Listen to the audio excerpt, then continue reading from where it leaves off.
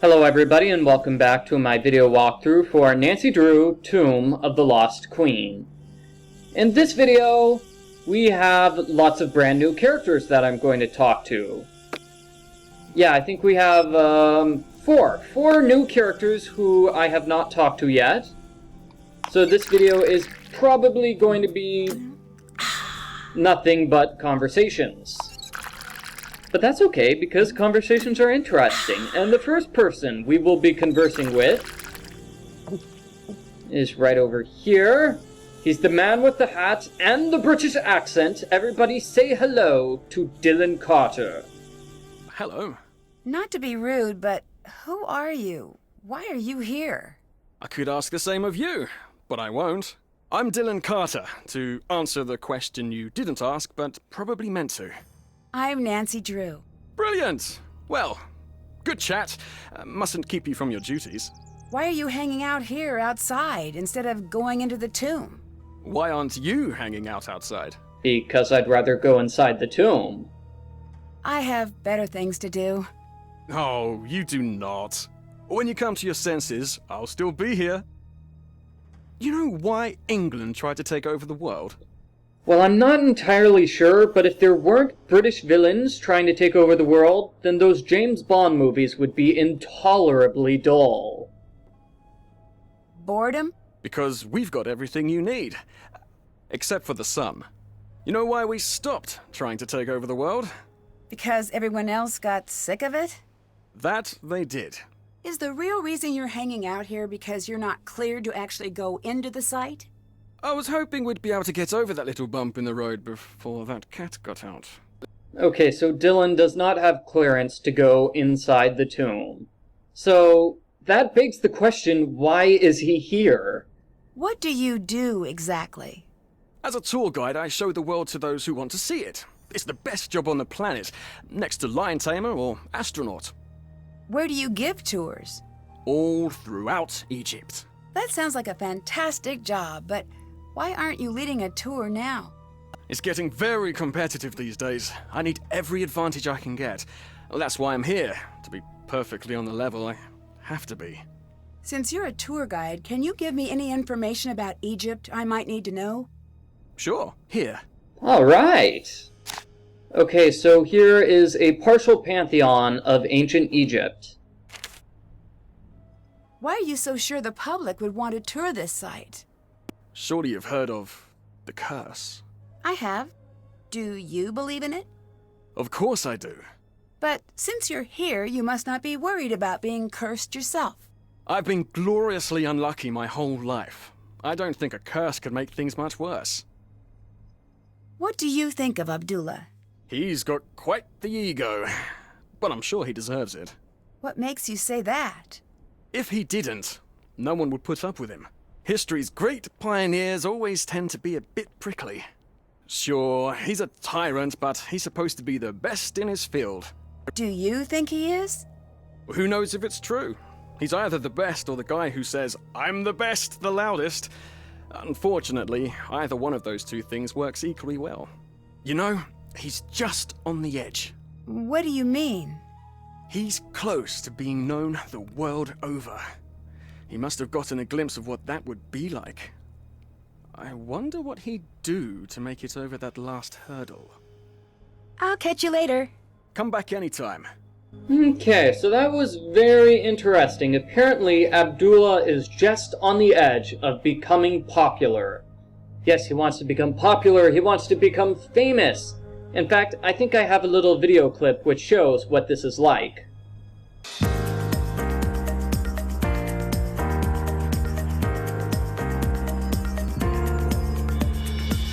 I'll be the toast of the town, the girl on the go, and the type of pony every pony should know. I'll be the one to watch the girl in the flow, and the type of pony every pony should know. Yes, that's right. That sums up Abdullah's feelings perfectly. He wants to be the type of pony that every pony would know. And let's talk to Lily. Hi, Nancy. Do you think there's something to this curse? I've studied curses, so look. Don't make me say it. Say what? Yes, I do. Even reading about curses gives me the creeps. Why are you reading about curses if they give you the creeps? I know, it's weird. It's like if I can learn everything about curses, then maybe they won't have any control over me. I can tell that you probably don't believe in curses, so please don't make fun of me. Well, I'm not trying to make fun of you. She believes in curses, what an idiot! I mean, yes, I'm not trying to make fun of you at all, Lily. I'm not. Sorry, I'm just a bit worked up. I'm probably just being oversensitive. You're too calm. Do you know how effective curses are? They are deadly 76.42% of the time. You know what else has that fatality rating? Whitewater rafting with a hungry bear, who also has the bird flu and he's holding dynamite. Wait, the bear has bird flu? Can't the bear have bear flu? Now I'm confused. Let's talk to her about the tomb. What did you think about being there to finally open the tomb? I don't know what to think. When I was near it, it just felt... No, it's stupid. What? Something was in that room with me. Whatever it wasn't human. At least not anymore. Don't go in there. Maybe it was the curse. What do you think about Dylan? Did we accidentally invite the whole world to this dig? With the exception of a decent work crew, that is. Although I do hate that I don't know why he is here. He is definitely easy on the eyes. Okay, it looks like Lily has a minor crush on Mr. Dylan. Agreed. But if he stays out in the sun any longer, he's going to get all lobstery. Definite turnoff for us land dwellers. I guess maybe she likes his accent. What do you think of Abdullah? Say what you want about how he behaves. He's earned it. Yep, I've heard that. What makes you so sure of that? I've studied his career. He's a bit of a jerk, but let's face it, when you think of archaeology, you think of him. He's the best. Yeah, he's the type of pony that every pony should know. A decade of dedicated study. Okay, I guess you have a point. Thanks. It just bothers me when people are critical of him. He's sort of a hero of mine. What's that book? Curses of the World, the compendium of cruel curses and curious casualties. It does have a lot of C's. That doesn't seem like light reading. I was originally going to go into paleontology, but no, I changed my mind freshman year. Why did no one tell me about how creepy curses are when I switched majors? Dinosaurs were bad news back in the day, but now, totally safe. Mummies, on the other hand, I make poor life choices. Curses aren't real. You'll be fine. No more taunting the curse, at least not around me. I'm too young to die out here. I have things to do. I'm still in school. I haven't even started my life yet. I'm not tempting fate here, Nancy. I refuse. Okay, I can respect that. Yeah, and I will show my respect by going away. I'll let you go. Later. How are mummies dangerous? Mummies have been dead for thousands of years. They're no more dangerous than the dinosaurs, which have been dead for millions of years. The only kind of dinosaur I'm afraid of is a dinosaur pirate. Yeah, pirate dinosaurs are scary. Everybody say hello to Jamila El-Dine. The sandstorm did not scare you away? It'll take more than a little sandstorm to get me to leave. Shh! Do not tempt the Anunnaki. The what? I should not have even spoken their name. Disregard that. I didn't mean to say Anunnaki. Oh, blast! I said it again, didn't I? I'm Jamila, by the way. But if anyone asks, you haven't seen me. Why are you here?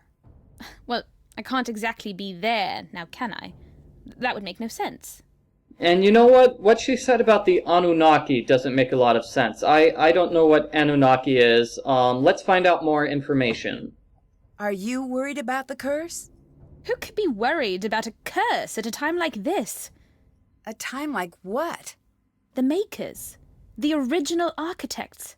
They're watching. Who are you talking about? Nancy, they can't hear you. You do not have to pretend. I'm not pretending. What are you talking about? How could you not know? This is the cradle of civilization. Right. Here we were born, and like all infants, this is where we were taught. Taught what? To be human. We didn't just figure that out. Well, for millennia we lived in caves, terrified of the very earth, of fire and wind and lightning. We cowered and dug down into the earth. But one thing of all humans, we are curious. One night, our ancestors saw the sky catch fire, and the brave ones left their caves and walked into the light. And there they met the teachers. I don't follow. They brought us to the next level of consciousness, and in return we built them the pyramids. What? I'm not so sure I agree with you on this one. If aliens built the pyramids, why were human leaders buried inside? They were not just rulers on Earth. They were the chosen, the favorite of the Anunnaki. Okay, so she's saying that the tomb isn't cursed. She's saying that the tomb was built by aliens, which might even be scarier than those pirate dinosaurs. Wait, what if we have pirate dinosaurs from outer space? Bonebeard the dinosaur, pirate from space, had a pirate sore crew and a beard on his face. Yeah, pirate dinosaurs from outer space. Definitely scarier than curses. What do you think of Abdullah? Not much. He talks always like there's an audience near. But what audience would listen to such a tedious man? I say let him think he's in charge if it makes him happy. You don't think he should be in charge? I don't think he's capable of being in charge. He doesn't even believe in the Anunnaki. If we built the pyramids with the aliens, why did they all just leave? Oh, they didn't leave. They're all around us. Do you want me to call them? No. Oh, well, that's a shame. They're an amazing sight. They're slender and tall, and they have the most gorgeous, glowing, luminescent fangs. Okay, yeah, you're sort of weirding me out here, Jamila. What do you think of Dylan? The tour guide. Yeah, Did I have to have an opinion of him? I guess not. Oh, good. That's a relief. Oh, okay. When did you become so interested in aliens? Sunny June. I took his Are You Alien or Ali Out course. Changed my life. Did you know that aliens were there at every major human milestone, with the exception of the moon landing? All right, I'll bite. Why? Because it was a rude thing to do, and they wanted no part of it. Who is Sunny June? I've seen his name everywhere, but we've never met. I can't explain it all to you, not now. He's special. He's met them. Met whom? You don't make this easy, do you? To be fair, neither do you. True. The Anunnaki. He's spoken to them. He knows that they're on their way. I'm still not a believer. But look around! This temple is proof. There is no way all of this could have been built without their help. All those things seem like human accomplishments to me. As they were designed to look. But I had hoped that you could see the strings, and not just the puppet. I'll catch you later. Bye. Okay, so that's Jamila, the woman who believes in aliens. And let's finish off our conversations by talking to brand new characters, Bess Marvin, Professor Hotchkiss. We already talked with Professor John Bole for a little bit. Let's talk to him again. Hi, Nancy. A tour guide just appeared out of nowhere. Really? Yeah, really. He showed up when we found the tomb. You're 100 kilometers outside of Cairo. That's too far afield to have a wacky next-door neighbor. Huh? Sorry. I'm not used to watching this much television. It's doing strange things to my brain. Whatever he says, he didn't just drop in. He must be up to something. Abdullah seems confused by the hieroglyphs in the tomb. Really? You sound surprised. Astonished, dumbfounded, with a twist of smug thrown in to soothe my ego. So, if he's confused... Then it is confusing. He's one of the brightest minds in the field. If he's stumped, something unique is going on here. It's not really that confusing. It took Nancy like 2 seconds to translate those hieroglyphs. Maybe Nancy's just smarter than Abdullah is. Lily seemed upset about me doing any work here. Show me a PhD student who isn't upset about something, and I'll build you your very own pyramid. Why would she want to keep me away from your work? I have no clue. If she wants to play at being in charge, let her. It'll save you a lot of headaches. What do you know about Lily? Not much. She's with Abdullah's team. It's just strange that she's out there. Why? I never say a critical word about a student, but the archaeology community is small, people talk. I guess all I'm going to say is it's surprising Abdullah put her on his team. You can't just leave it at that. The curiosity center of my brain is going to go into full meltdown. I can't, Nancy. It wouldn't be appropriate for me to talk about it. Aw, come on, John. I want to find out more about Lily. Why is she suspicious? Are you familiar with the Anunnaki? Oh, please, not you too. No, Jamila. She's got a lot to say on the topic. Good. I'm not saying there isn't alien life, but why insist that aliens built the pyramids? Humans have made a mess of so many things. Just let us keep that check mark in the victory column. Yes, let's say that humans built the pyramids and aliens invented beef jerky. That sounds like a nice concession. What do you know about Abdullah? He's almost as brilliant as he thinks he is. He seems a little full of himself. A little. With that amount of swagger, you'd think he invented sand. Do you think he's behind your attack? I don't think so. This isn't the first time we've butted heads. I'd think that if he were to attack me, he wouldn't sneak up from behind. How's the recovery coming? Good. I am at the point where watching television is tedious again, so that's a good sign. TV is very frustrating for the solution-oriented personality. I don't think I've heard that before. It's true. I find myself yelling, "Test your hypothesis before acting on it," at all of the sitcoms. Truthfully, I'm still feeling a little woozy. As soon as I can stand without feeling dizzy, I am on my way back to the site, even if I have to sneak out of here. Hey, are you sure you should try to sneak out of the hospital? You should probably test that hypothesis before you act on it. Goodbye. Bye. Okay, Professor Boyle. Let's talk to Professor Hotchkiss.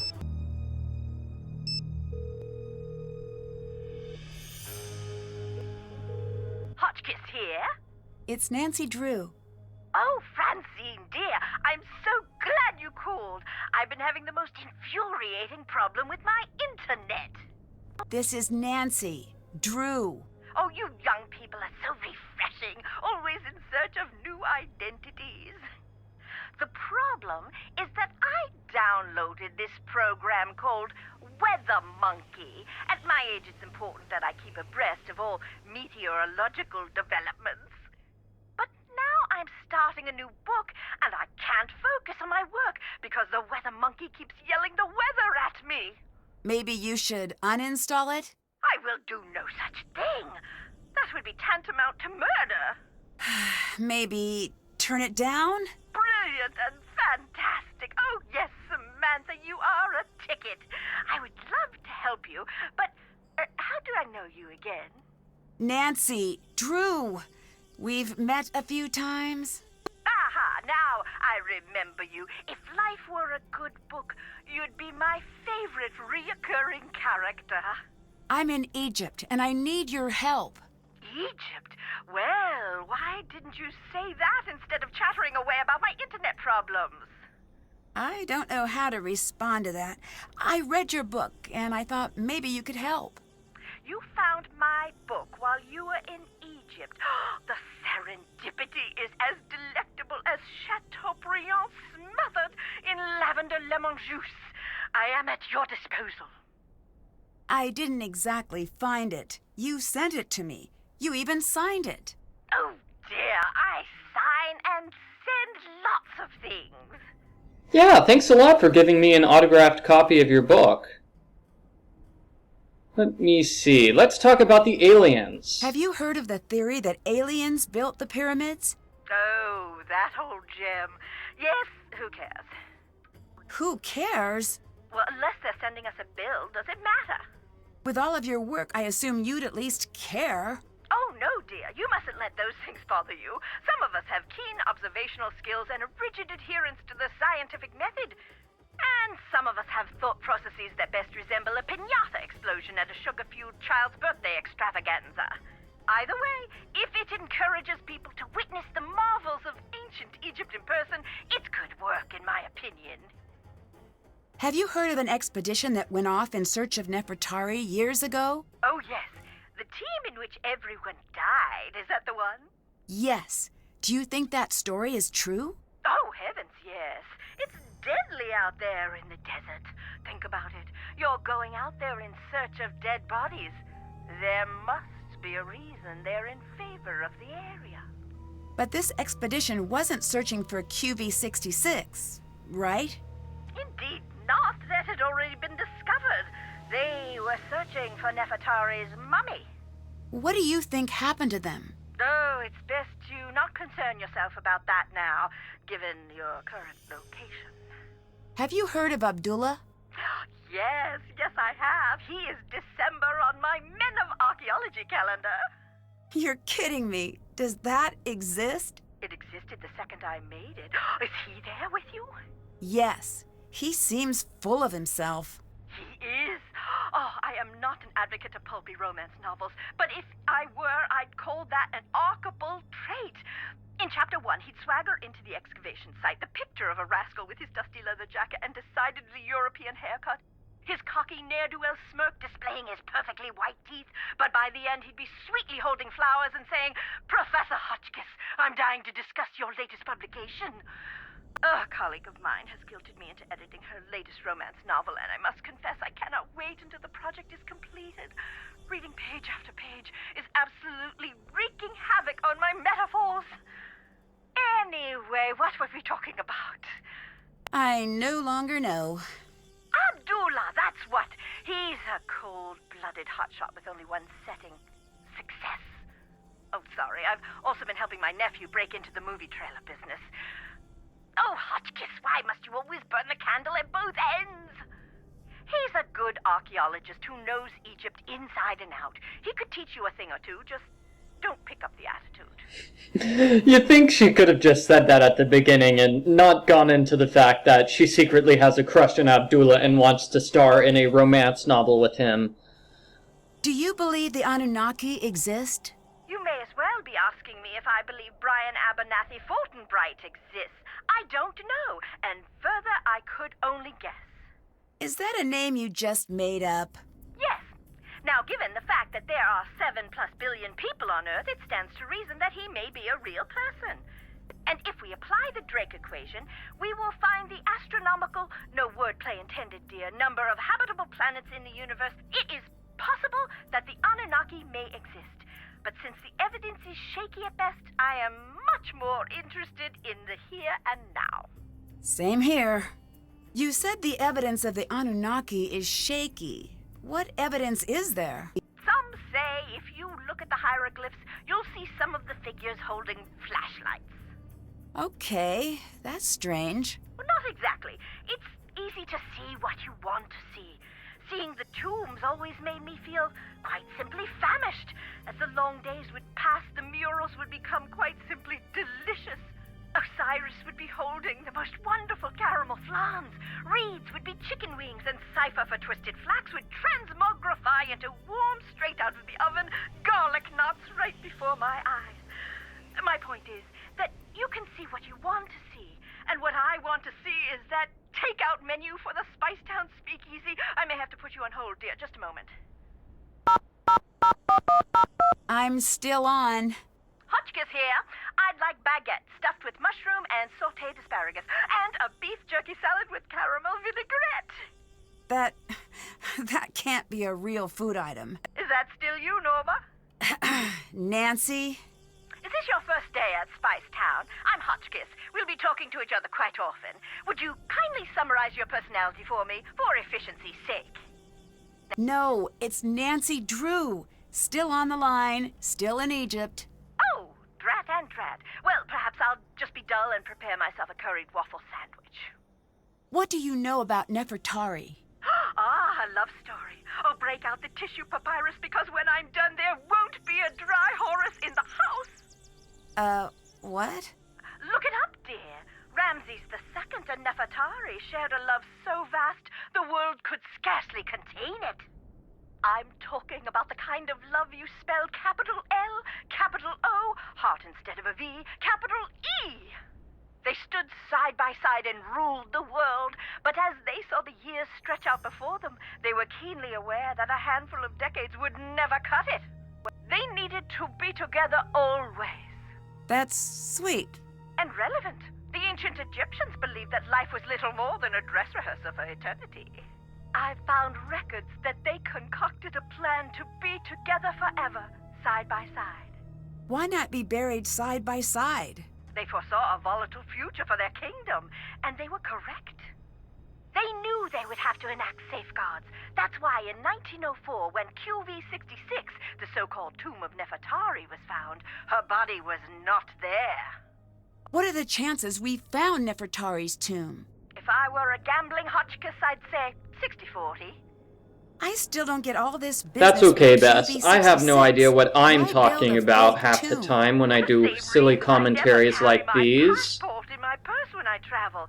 Some things are too valuable to leave in a tempting place. You mentioned an expedition that found QV-66, Nefertari's tomb. It was one of the most significant finds in archaeology. They call it the Sistine Chapel of Egypt. It's where my fascination with the royalty of Egypt was born. The color alone took my breath away.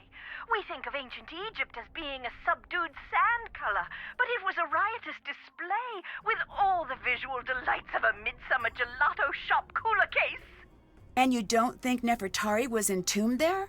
They only found kneecaps, which supposedly means that her tomb was robbed. You disagree? I do. What good is the mummy without the context? It's the placement in the tomb that makes the mummy valuable. Why is Nefertari so important? There are two queens I find most fascinating in ancient Egypt, and for exactly the same reason. They were hidden. Hatshepsut is the first. I think I've heard of her. She was the pharaoh that was almost removed from the historical record, right? Exactly. 20-some years of peace and stability, and after she dies, Thutmose III's ancient cronies try to erase her from the record. Why? Jealousy, revenge, fear that his reign would never equal hers. You name it, but you can't keep a good woman down. Despite the efforts of Thutmose III's supporters, her legacy endured. And Nefertari? In my opinion, she's the opposite. Good She plan, was Bess. excessively Good preserved plan. in the historical record, but it was her tomb that was hidden. How sure are you that Nefertari's tomb was hidden? There was something strange about QV-66. I think that might be why it is off limits to this day. It is? To you and me, at the very least. There is a rumor that the tomb has a clue to the true location of Nefertari's mummy. Really? Who knows? I'll tell you this. I didn't have time to read all of the hieroglyphs, but I noticed that the syntax was a little, shall we say, wonky? I don't know how hieroglyph syntax could be non-wonky. True, but it was almost as if Nefertari and Ramses II had their own language. Lily seems to be taking this curse business very seriously. I thought you were, Lily. The other Lily? Hotchkiss prank! Oh, you're such a good sport, Nadine. That's a little silly of her, don't you think? Curses may only be a figment of our overactive imaginations. That's what I think. There are more pressing things to worry about. Most Egyptologists die because the desert is inhospitable and positively crawling with diseases. Horrid molds and bacteria that have been breeding for thousands of years unchecked. And let's not forget the lack of structural integrity of most of the tombs. That's less than reassuring. Oh dear, everybody dies, but life isn't worth living if you don't take a few risks. Although I guess I should stress that everyone dies much faster in the desert. Much, much faster. I'd better get going. Goodbye. Okay, so that's it for Bess.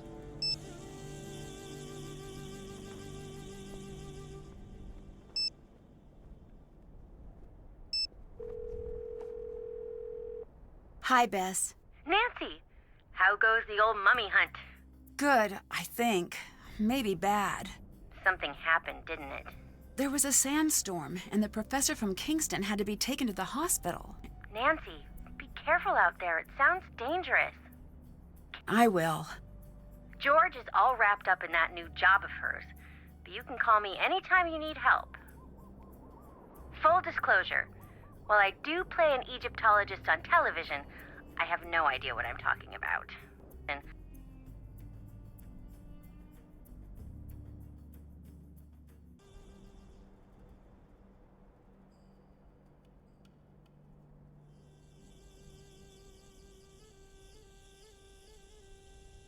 I still think Jamila is hiding something. what's the story?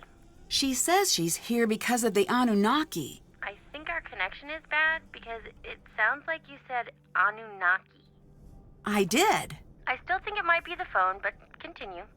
They're the aliens she's into, but I can't figure out why she'd be here now. Why don't you ask her? I would, but there are two questions you'll never get a straight answer to. One is, are you lying? And the other is, are you crazy? I say that a lot, don't I? You do, but to be fair, you do exceed the average person's daily allowance of interaction with crazy and or dishonest people. We found the tomb. Way to go! But when I opened it, two strangers showed up. Really? Aren't you in the middle of nowhere? Yes. Okay, so maybe they were just out for a walk. In the desert. Nope, doesn't work out. Nancy, what the craziness is happening out there? No clue. It's like I'm the only one here who doesn't know what's really going on. I don't like that feeling. You get used to it. Bess. Well, it certainly feels that way. Maybe it's time to call this one a wrap. I can't until John's back. I just need to keep my head on straight and try to keep the site in order. That's exactly like this one part of Revenge of the Desert Queen. So everybody... Is this going to be an anecdote where someone dies in a cursed tomb? No, Okay, continue. I lied. It was. But I'll just keep it to myself. Jamila seems to be convinced that aliens built the pyramids. Cool. She thinks that this site has some sort of significance to aliens, and they'll be returning soon. What for? Who knows? The whole idea makes no sense to me. I know it's unlikely, but I think if aliens ever came to Earth, I think they'd like me. What? Why? Dogs love me, kids love me. I just think we'd be pretty simpatico is all. I can't tell if Jamila's being sincere or not. Just brush past my theory, that's fine. I'm sure they love you. That's all I wanted to hear. Go with your instinct, Nancy. You're so good at noticing what people really mean when they speak. Maybe she's saying a little more than she intends to. I don't know what to make of this tour guide who appeared out of nowhere. Is he cute? Define cute. Why is this never any fun with you? I have no girly friends. Fine, yes, he's moderately cute. And he has an accent. Now we're talking. Anyway, you've decided that this cute tour guide with an accent is a problem for some reason? His story isn't adding up. If he's a tour guide, why would he show up at a site that might take years to open up to the public? Maybe he's some sort of avant-garde tour guide. You know, way ahead of his time, like that jazz musician you made us see who only played awful notes. I'm still sorry about that. In my defense, it was for a case. And in his defense, there's nothing. Long-distance burn, jazz guy. Lily seems very uptight. Do you think she's hiding something? No doubt about it. I just don't know if it's relevant. Strange behavior is rarely irrelevant, especially in a group that isolated. Good point. I'll let you go.